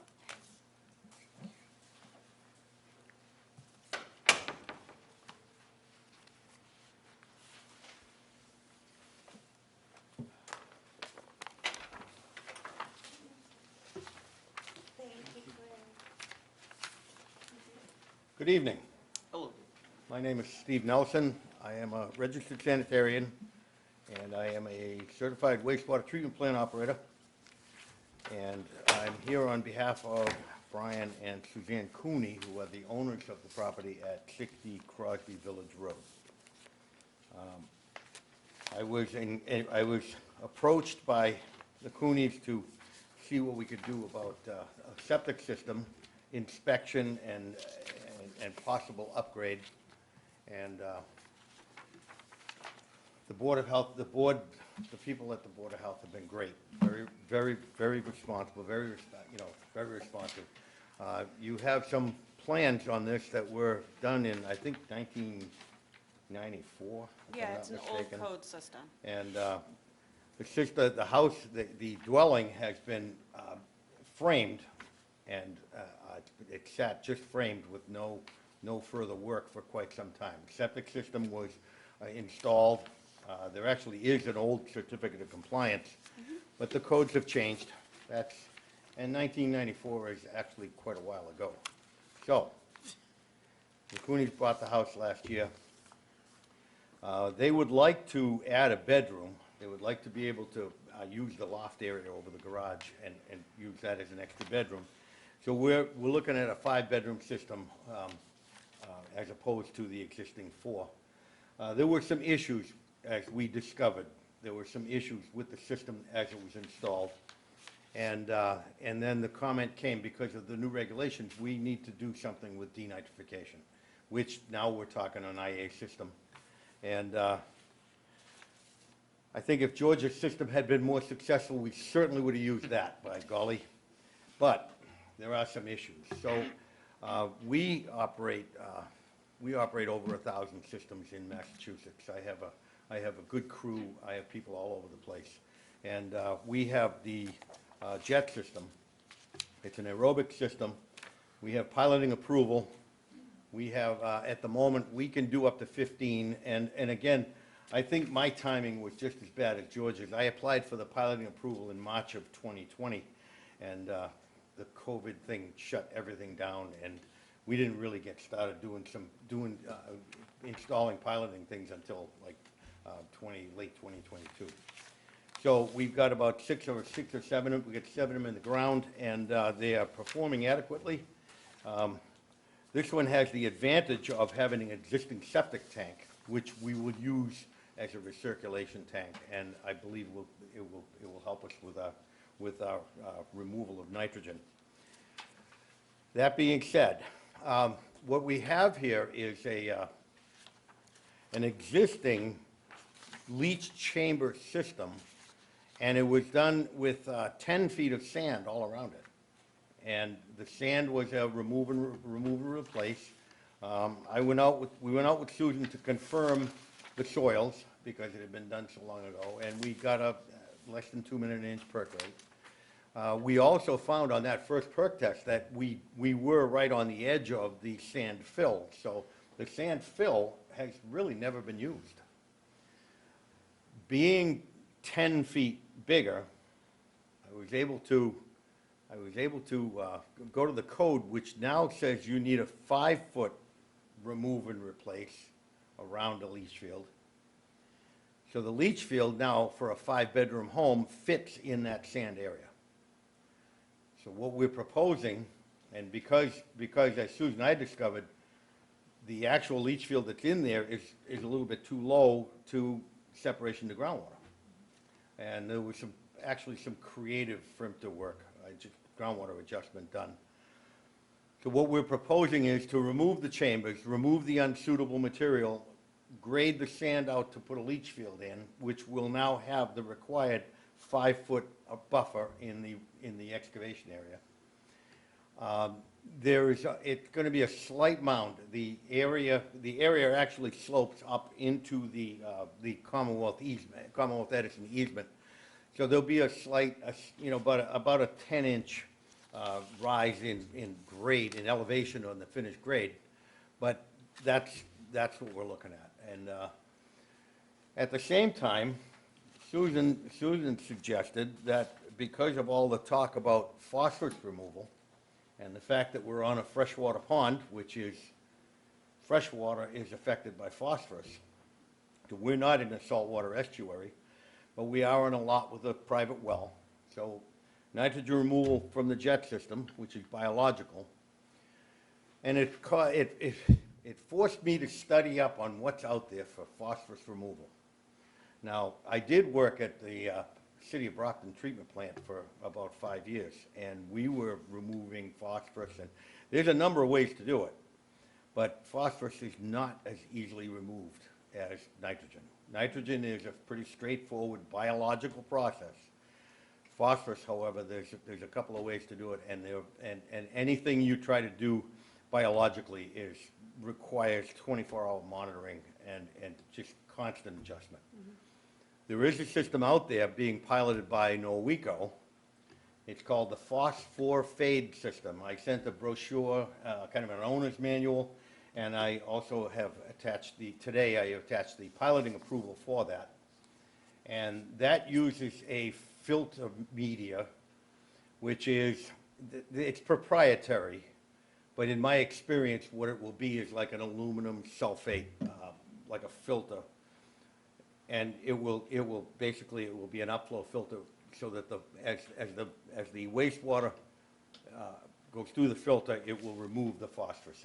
It will bind with the phosphorus. That filter media, as near as I can tell, will need to be probably replaced, pump truck, pump it out, put new filter media in it, maybe every 10 years. But other than that system is very passive. There's some phosphorus removal systems out there now that require electricity and require iron plates, and the iron plates are sacrificial, and there is a lot of maintenance to some of that stuff, which was Yes, I just want to point out, our other phosphorus reducing system at 150 Crosby Village Road is the aluminum plate that is But being didn't discussed now. we have Same. we approved that, right? Mhm. Yeah, yeah. Absolutely. Yeah, And that's and something. they're under the same, their phosphorus is under the same piloting approval. Same piloting approval. Same type of approval. So I'm limited by what's approved in piloting, is what it amounts to. There's only about 4 systems, and this Norweco system, to me, as having experience in wastewater treatment, this phosphorus thing looks like it's passive, and it's gonna be pretty reliable. Norweco folks I gotta say that getting information from the Norweco folks is like nailing jello to a tree. It's interesting, and I've got it down to where they do have a system somewhere on the Cape. I'm not sure where, they wouldn't tell me where. They have a system on the Cape. I've talked to some of the suppliers to get the tank that's required for this phosphorus system, and I can get that, and I can work with the vendor to get that system installed at time of construction. So that's going to be part of the maintenance that's going to be done. I have the contract signed. Oh, excellent. Here's a copy of the contract for the board. So we would be, we provide the jet system, we provide the operations and maintenance as required by whatever permit we're working under. So we would, provide a little additional work. It's basically just some sampling for the phosphorus. So it doesn't add much to the whole cost of it. Susan, Yeah, I just wanted to ask, just for all of our info on this, how many systems do you have out in the field of both the jet and the phosphate I don't have anything combined. None of the phosphate. This is the first phosphorus that I've done. that you're gonna do? Yeah. Okay, and what about the And- jet? what about Chet, yeah? The jet system, I've got about 1,200 jet systems out there. I've got 15 under pilot directly reporting to DEP. Okay. Out of the, like the 7 of them that I'm running now, 5 of them are running really good, under 19 easily. A couple of them I'm having some trouble with what the people are putting down the drain, so this becomes an educational process. Yeah, oh, it And, is. and this is something that we work hard, we've been doing this, I became a jet distributor in 1997. So we've been doing this for, pretty close to 30 years. And, so we're pretty good at trying to get homeowner cooperation. Typically what I do is I sample the influent, we have to sample the influent for a few times anyway, but I sample the influent anyway, because I want to know what people are putting down the drain. So if there's a problem, I can start saying, look, we gotta work together here. I work together with the homeowner, I work together with the Board of Health, and we try to get a system that is dependable. Jet has been in business in Cleveland since 1955, so they've been around a long time, and they've been a good resource for me They're a very dependable system. Simple, one of the simplest ones on the market today. I mean, there's not a lot of controls and bells and whistles and floats and all that other stuff that can kind of go screwy. It's one moving part in this jet system, and then it's just a matter of controlling how much of the day it runs. So it becomes a fairly simple thing to work with. The Coonies are all set to work with me on making sure this thing operates correctly. I get some people who think that, you know, we're trying to impose on them. I'm sure you hear that all the time.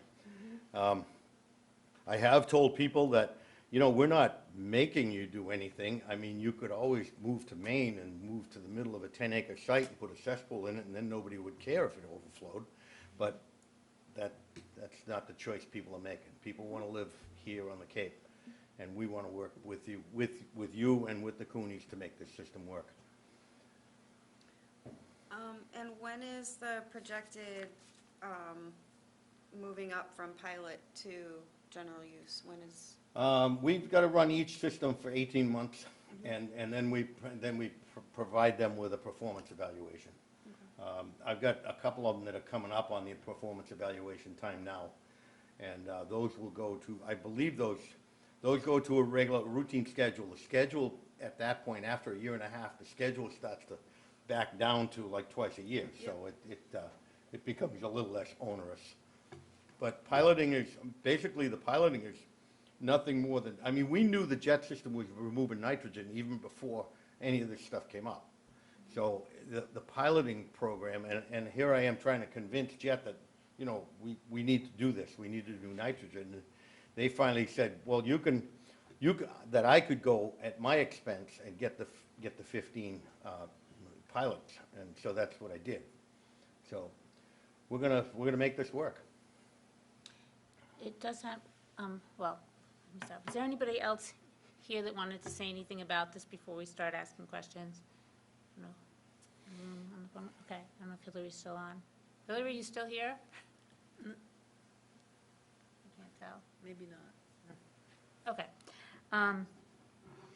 I just have one, since you're right, this is incredibly important, and Herring Pond is an incredibly important and fragile pond in Eastham. And if I'm not mistaken, there have been issues in the past, not yours specifically, but the pond. I can believe that. So we want to make sure that whatever's going in, we do our best to make sure that it will indeed work. So one really quick question, you're going to do testing for 18 months. What if it isn't working? Then what's the next step? Well, the next step, there are some add-ons that can, again, that Nitrex filter got mentioned. There are a couple of filters similar to that. Noeco actually makes one, and I've spoken to them about that too. So I've spoken to the Noeco people about the nitrogen filter, the phosphorus filter. If it comes to that, I'm just that's what would thinking, happen. you know, you put Yeah.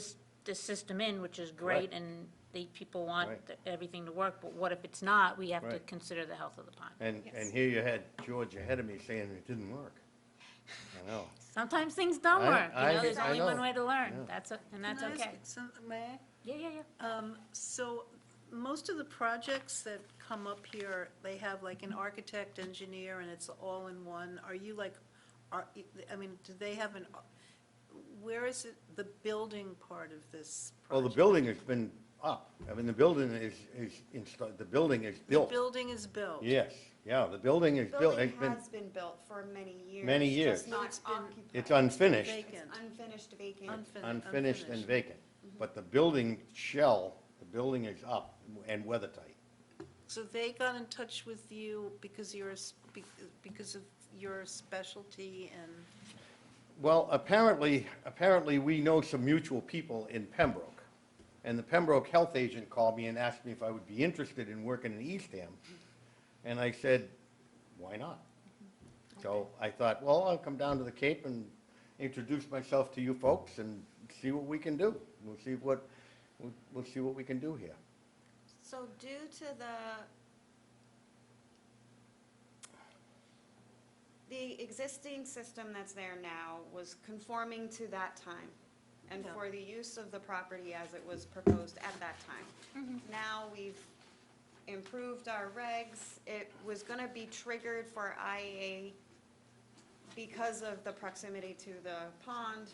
And under the review for a building permit, the sort of scope of work that was proposed for, even though there's a shell of a structure there that was never actually connected to the existing system because it was never used, that's why the property owner had to go through IA, and then thus they want to also install, or were encouraged to install phosphorus removal as well. And Which we are very happy and about. I guess there must be doing some work because this was a 4-bedroom property and now it's gonna be 5. Yeah, that's correct. Which they have the nitrogen credit for the lot, actually, the Right. lot's big enough even. Oh, it's well big enough. It's Yeah. an acre and a half Yeah, it's lot. an acre and a half lot, Yeah, so. yeah, so the size of the lot's not a problem. Yeah, it's just the No, proximity this to is the pond. interesting because this is like something brand new to me. This- It's brand new to a lot of us. And we find, we've been doing this since 1997, and I find that I'm still finding a lot of people who are just listening carefully and trying to figure out how we're gonna do this. I mean, a lot of people just remember the good old days when you put a pipe in the ground and a pit in the ground and called it good, and those days are over. So, and this is not on here anywhere, but is there town water on Crosby There Village? is, that was something I was gonna ask, th- there is town water on Crosby Village Road, and the existing well is, The well has been Lo- tested. okay, yeah, yes. Mhm. So, but the well is inside of the 100-foot buffer, to the wetland.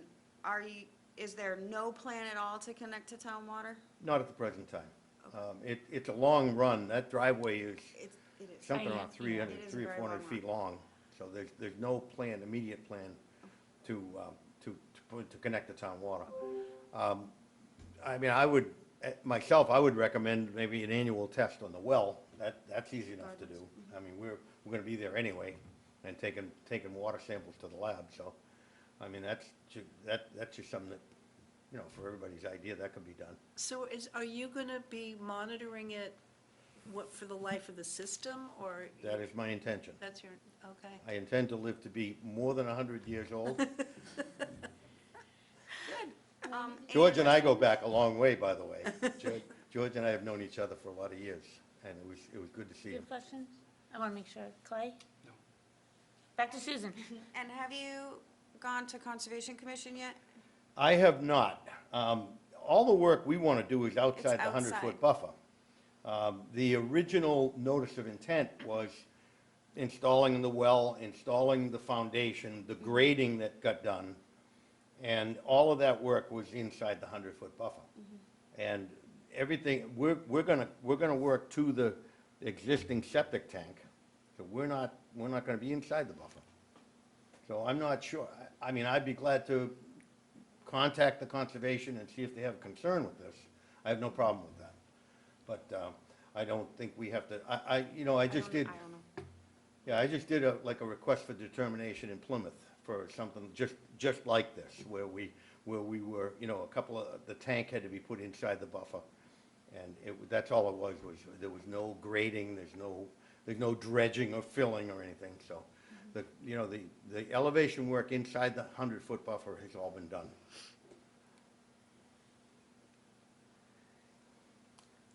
Thank you.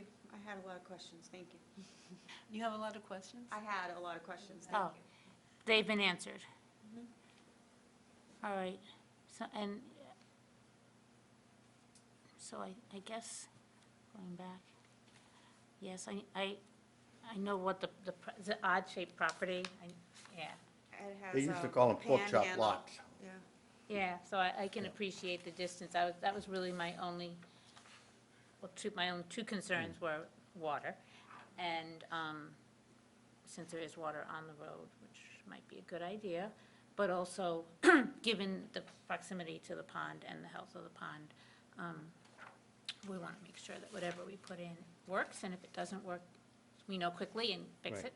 Right. so. Yeah, and I think the idea of phosphorus removal around the freshwater ponds is an excellent idea. Yeah, I agree. All right, So, anyone? should we make a motion? Sure. Want me to make a motion? Any more questions? Susan? No Hillary? I can't tell. Okay. All right, Wait, one more. no, go ahead. I have one more question, because in your letter here, it says, "We believe the plan is fully compliant with Title V." You mean, is it or isn't it? I believe it is, Believe it is. yeah. Yeah, I meet all the, professional. I meet all the setback What? requirements, I meet the professional 5 foot to opinion, yes. groundwater. In your professional opinion. Right. I mean, the design will be reviewed by Mass DEP anyway. Yeah, it has to go back, it has to, prior to installation. Which gives me comfort. Right, well, that's a condition of his That's a condition of the approval pilot. for the jet Okay. system. Right. is that- And prior also the to- phosphorus. Right, yeah, I didn't have that. So prior to the installation of the system, it has to go back to DEP for review, make sure all the i's are dotted and t's are Yeah. crossed, and then we can go forward with that. Okay. All right. Good? Yeah. All right. All right, I would make a motion that we approve the proposed plans as presented with the following conditions: no increase in habitable or occupiable square footage without Board of Health review, 5-bedroom deed restriction, and use of IA technology using the Jet J 750 CF and phosphorate technology treatment to be recorded with Barnstable County Registry of Deeds. Secondary treatment and monitoring under the piloting use approval conditions per DEP regulations as stated in the piloting approval letters for each technology. All site application design and installation requirements, operation and maintenance, monitoring and inspection criteria to be followed per DEP piloting approval for both the Jet J 750 CF and the phosphorate treatment units. System designed to be reviewed by Mass DEP prior to installation. Any documentation or additional site requirements required by Mass DEP to be provided to the Eastham Health Department for review prior to issuance of a disposal works construction permit. Operation and maintenance agreements to be submitted to the Eastham Health Department and Barnstable County Health and Environment. Operation and maintenance contract required for the life of the system. Operator to report results to Barnstable County Health and Environment Database or directly to the Eastham Health Department if not available. Designer to verify proper operation of the system prior to issuance of the certificate of compliance. Final inspections and startup inspections to be witnessed by the Eastham Health Department. And this Board of Health approval is valid until March 28th, 2025. I'll second it. Okay, all in favor? Aye. Aye. Thank you. We are all in favor. Well, good luck. I do hope it works. Oh, we know it works, we know, Okay. we know that works. All right, And let the me, phosphorus, that will work, that'll be fine. I'm gonna get you a signed copy of your plan Okay. from them. All right, terrific.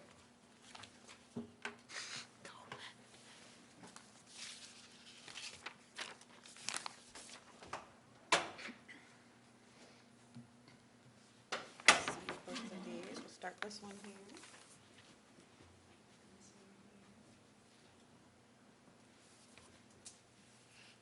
Just anywhere? Anyway. Thank you. Let me do this.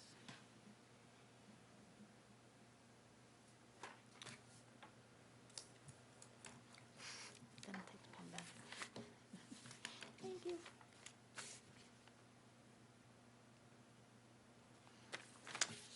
All right, we have to wait for Francie to get back. She has to sign these. Oh, you didn't get that one, I'm sorry.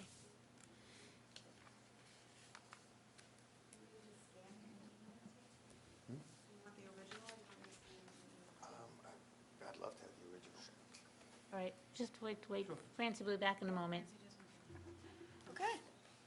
Thank you. Thank you. All right, while we're waiting for Francie, other business, one thing that we didn't get to has to do with cesspools. And there was a question asked about whether or not the Eastham Board of Health would like to have a workshop to discuss cesspools. also based upon some work that's also been done recently in Truro in terms of regulatory changes to impact, i.e. reduce, the number of cesspools in the town. So I think this is just a question about having a future workshop, and what I have been able to glean is that in Truro, out of 181 cesspools, or properties with cesspools, there are only 83 that remain, so it's been effective. Did you want to come and speak to this, or anybody? I don't think anybody's here to. No, okay, I thought maybe, But I saw you motioning, I thought perhaps you wanted to speak to this. responsive. I'm Carolyn Gorsica. I'm representing EPERDA, the Eastham Part-Time Resident Taxpayer Association. And I wrote a letter to the Select Board a couple of months ago, wondering what the Health Department was going to do about cesspools. Oh. After reading the article in the Provincetown. Oh, okay. About Truro. Okay, great. So I'm very interested in water quality and Thank you for raising the issue. I agree, it's an important issue. And I would offer that indeed, we should have a workshop and discuss it and look at our regulations, review what's been done in Truro as a potential model, and perhaps elsewhere as well, to see what we can do, and as noted earlier, making sure that this is financially, economically appropriate. And yes, go ahead. You can come up if you want. So what really got me going is my beach is Cooksbrook Beach, the public beach. I'm a little, 0.7 miles from it, we walk to it. It was closed down multiple times last summer. Okay, I know how warm the water gets. But I also, when I read the article, I was thinking, boy, there are a lot of old cottages still all around Cooksbrook Beach. And so I just was wondering if that could also be a contribution to the pollution having to do with bacteria. Because I know there's also the erosion problem. Right. Yeah. That is a major contributing factor to the closures from Cooksbrook Beach, was the erosion of that sand layer that exposed that prehistoric peat layer. Yeah. That contributed to the high levels of bacteria. I can't say if it's because of the cesspools, but that was the erosion was a major contributing factor. Well, I've been coming here for 45 years, so I've seen the deterioration of the water quality over 45 years. Oh, yeah. Yeah, no, agreed, and it's incredibly important. So I would offer, you're right, we should take a hard look at this and see if there are some opportunities for the town of Eastham to address the cesspools in particular. I know we can't obviously address erosion, but cesspools. I'm saying, we did ask for this information, we've been discussing this, and we did ask for the information that was provided to us in our packet for today, but it's not on the agenda, and so I was going to ask if we should have a workshop Yeah, to look at this whole problem. yep, I agree.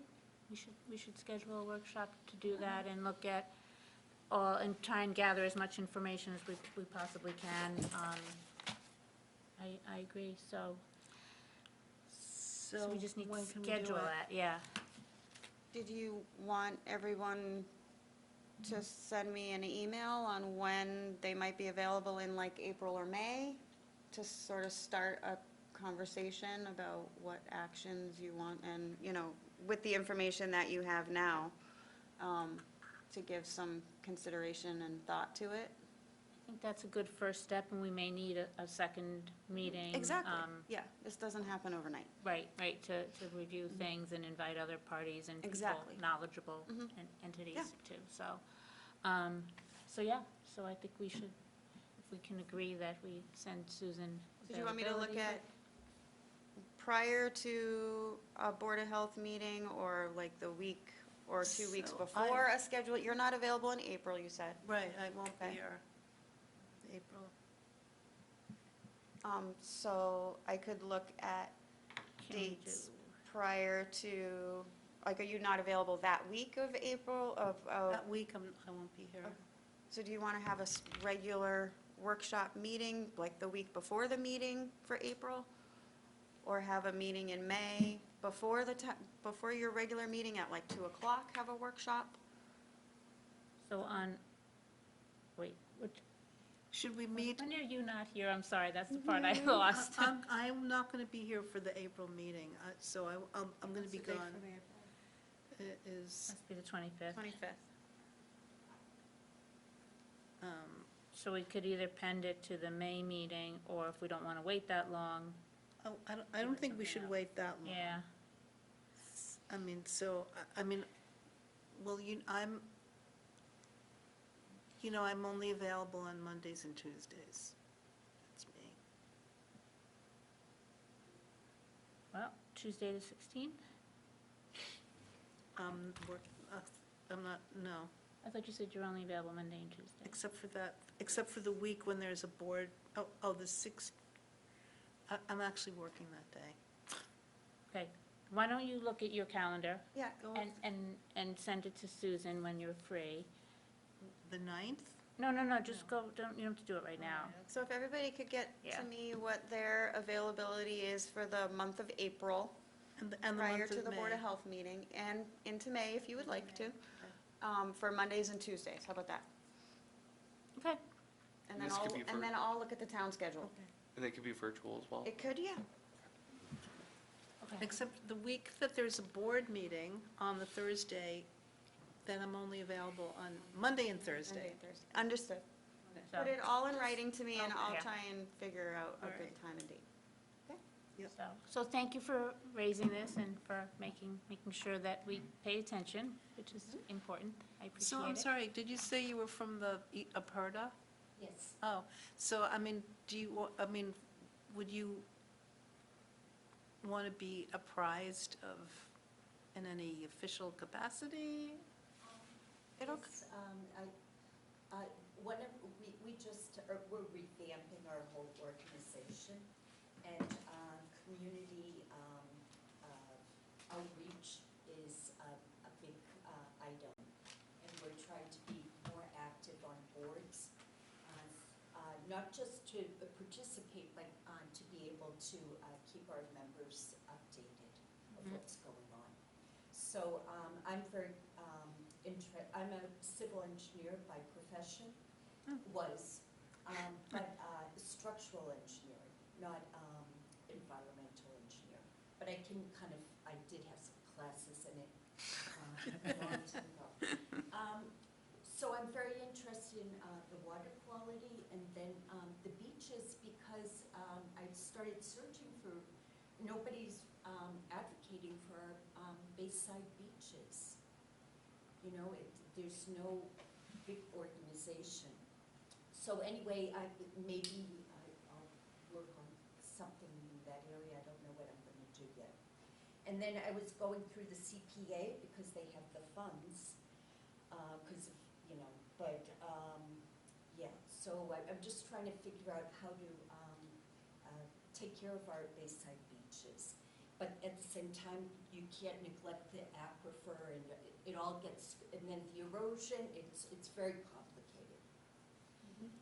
So, So but a I workshop love- would- I would love to help I'd love to sit, and I plan on attending the meetings when I'm in town, and then watching your meetings, your recordings.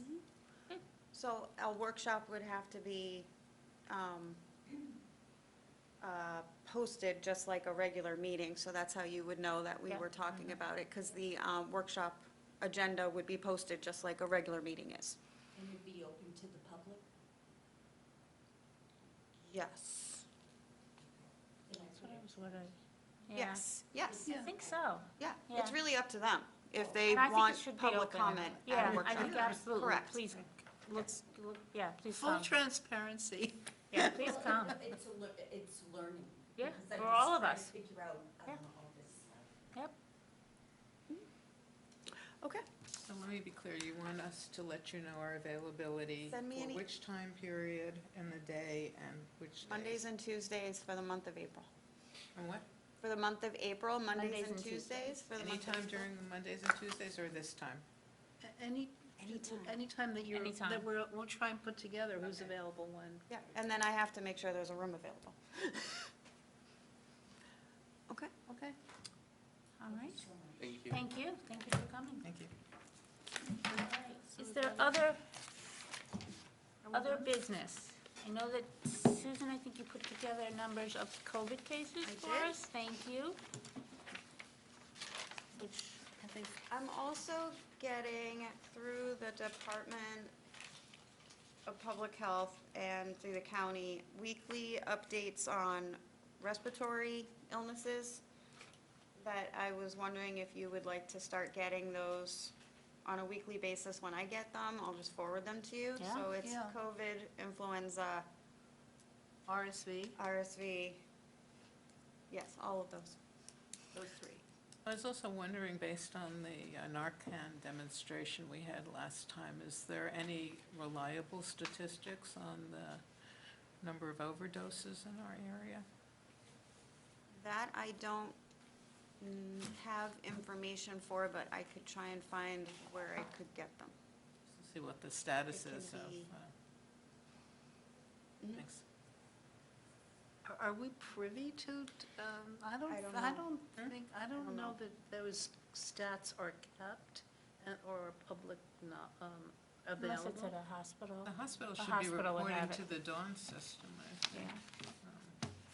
I mean, if that's still active. yeah. But you can ask. We shall Me. see. Yeah. All right. Anything else? I'll have minutes for you next month. Excellent. I'll miss those. All right, in that case, I would make a motion to adjourn. I'll second that. Okay, all in favor? I'll vote for that. Aye. All right, aye, aye, aye. Meeting is adjourned at